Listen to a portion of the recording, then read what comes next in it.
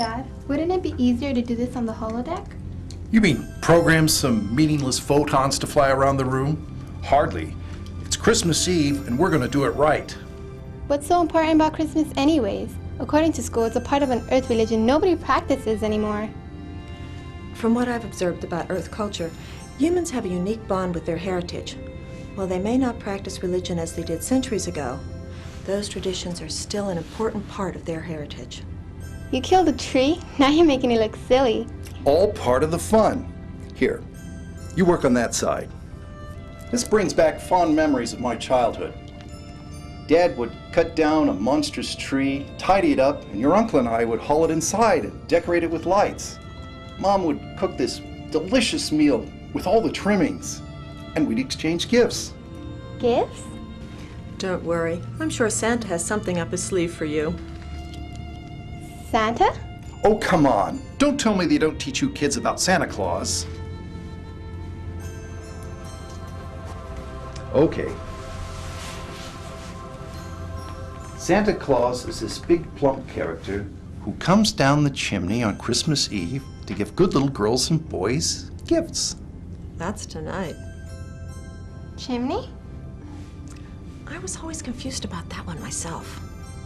You see, houses used to have these combustion chambers called fireplaces with brick chimneys for the smoke. And the fire suppression systems didn't put them out? I think this was before force fields. You're ruining the story. Sorry. So the good little boys and girls leave milk and cookies out for Santa, and they get gifts in return. But the bad kids, they don't get anything. See, Santa has a list, and he knows if you're naughty or nice. Doesn't sound very fair, but why is it called Christmas? Well, it was a predominantly Christian tradition, if memory serves. That's right. December 25th on the Earth calendar, which is tomorrow. Why don't many people still practice Earth religions? Well, organized religion was very popular on Earth until the late 21st century. After first contact with the Vulcans, humans began to see themselves as part of a much larger community with infinite diversity and infinite combinations.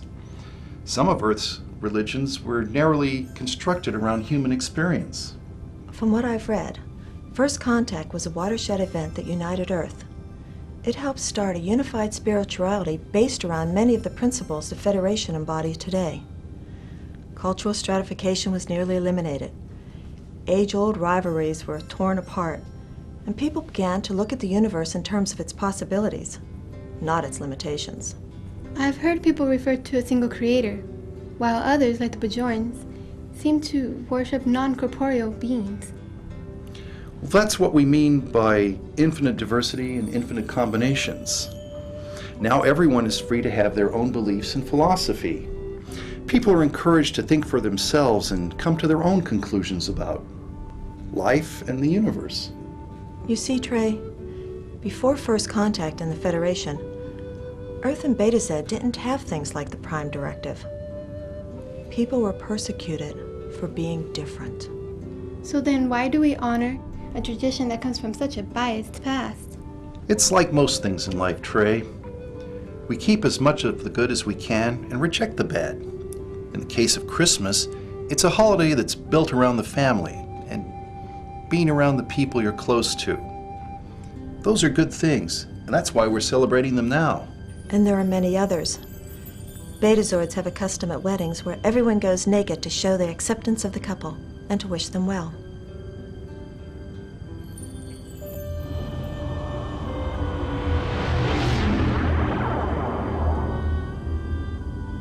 Not a creature was stirring, not even a mouse. The stockings were hung by the chimney with care, in hopes that St. Nicholas would soon be there. The children were nestled all snug in their beds, while visions of sugar plums danced in their heads. And Mama in her kerchief and I in my cap had just settled down for a long winter's nap. When out on the lawn there arose such a clatter, I sprang from my bed to see what was the matter. Were you expecting someone else?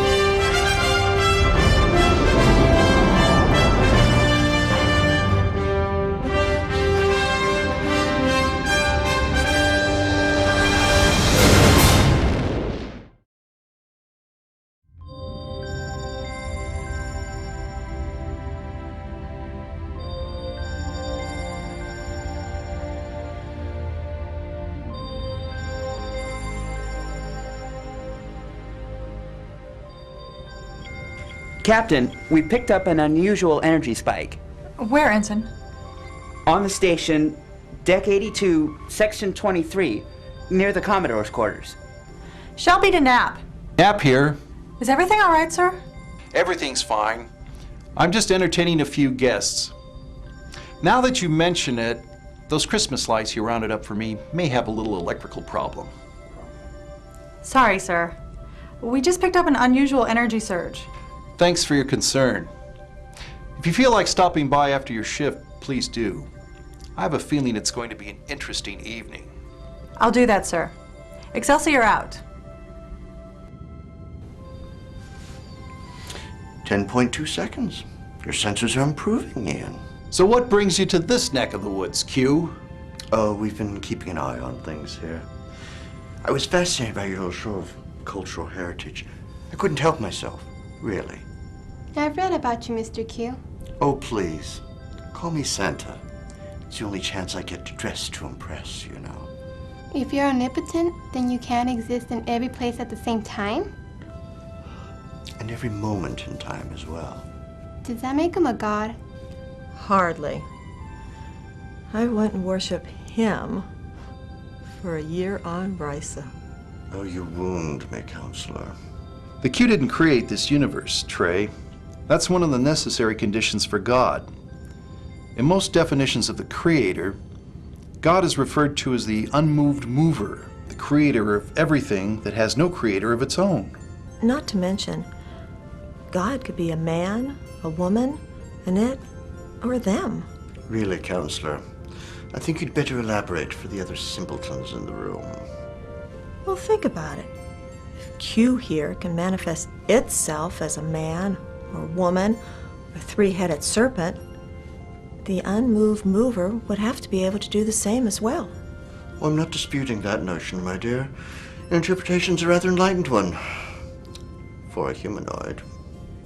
So tell me, Q, do you know who or what created existence? But Ian, to know God is to be God. I figured as much. But you can't fault me for trying. This topic is giving me a headache. Can we open gifts now? I was hoping you'd say that. Not your kind of gifts, Q. But Ian, I could give a bright little gem like Traya such marvelous gifts.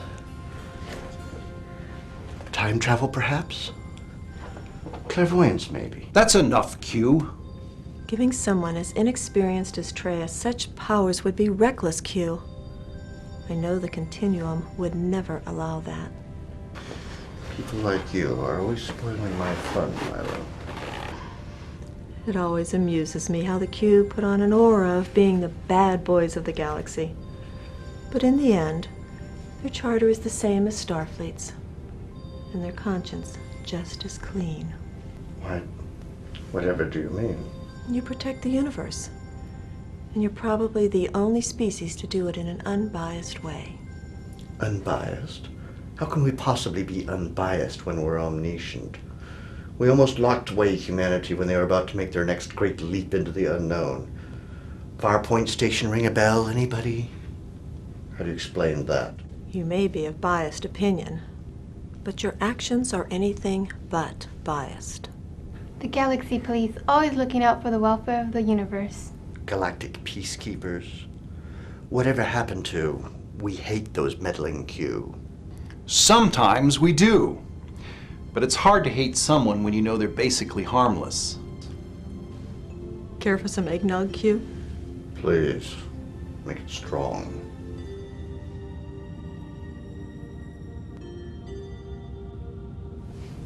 Harmless, he says. So why is this area of space so interesting to you, Q? At last a spark of that monkey curiosity of yours. Sorry, I can't tell you right now. Maybe next year, if you're good, for Christmas. Go ahead, honey, open it. Would you like to know what's in it before you open it? No thanks. It's beautiful. What is it? It's a music box. It was your grandmother's. I thought I'd pass it on to you.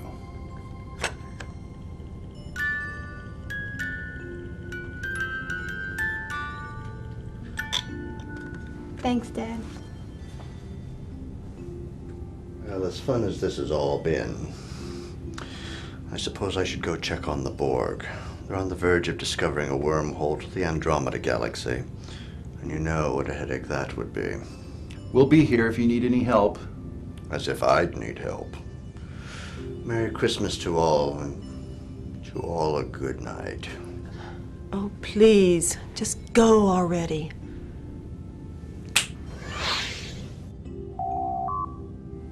Enter! So, what did I miss? Not much. Make yourself at home, Elizabeth.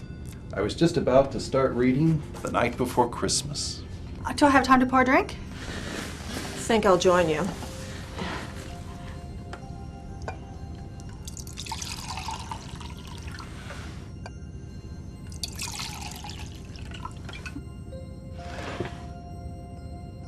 Cheers.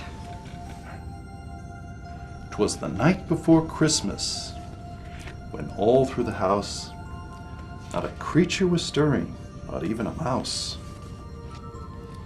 The stockings were hung by the chimney with care, in hopes that St. Nicholas soon would be there. The children were nestled all snug in their beds, while visions of sugar plums danced in their heads. And Mamma in her kerchief, I in my...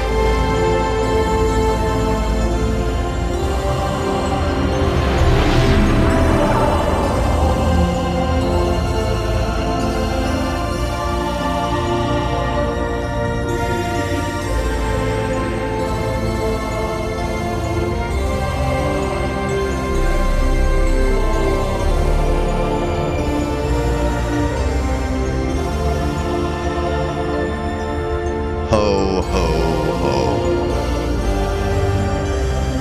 Ho, ho, ho, ho, ho, ho, ho.